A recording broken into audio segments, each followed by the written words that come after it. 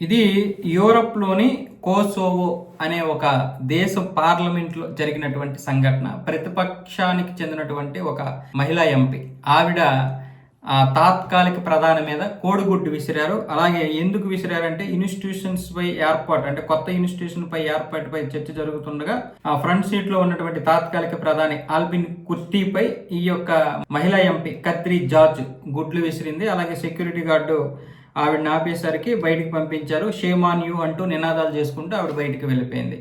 అసలు జరిగినటువంటి సంఘటన ఏంటో తెలియదు కానీ మొత్తానికి ఈ యొక్క తాత్కాలిక ప్రధాని మీద ఆవిడ కోపంగా ఉంది. వాస్తవంగా చెప్పాలంటే ఏ దేశమైనా సరే ఇలాంటి సంఘటనలు జరిగినప్పుడు ఆ దేశం యొక్క పరువే పోతుంది. అలాగని తప్పు చేసినటువంటి వారిని వదిలేయాలని కాదు.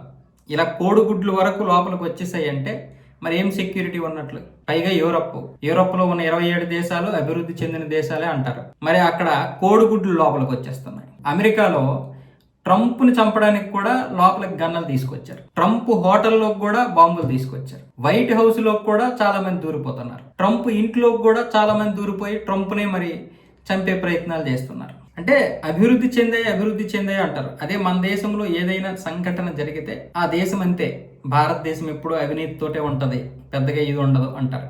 కానీ యూరోప్లో జరిగినటువంటి ఈ సంఘటన ఎలాంటి సందేశం ఇస్తుంది?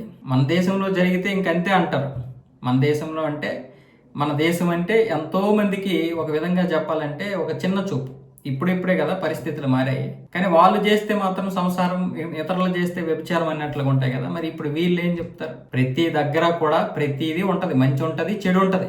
దాన్ని గమనించాలి. దరిద్రం ఏంటంటే యూరోప్ వాళ్ళకంటే ఇక్కడ ఉన్నటువంటి వారే మన దేశం మీద విపరీతమైనటువంటి వ్యతిరేకం వ్యక్తం చేస్తారు, విమర్శలు చేస్తారు. ఈ వీడియోలు తీసుకెళ్లి యూరోప్లో పడేస్తారు. ఇలా ఉంది భారతదేశం పరిస్థితి అని చెప్పి. వాళ్ళు నిజంగానే ఇంతే అనుకుంటారు.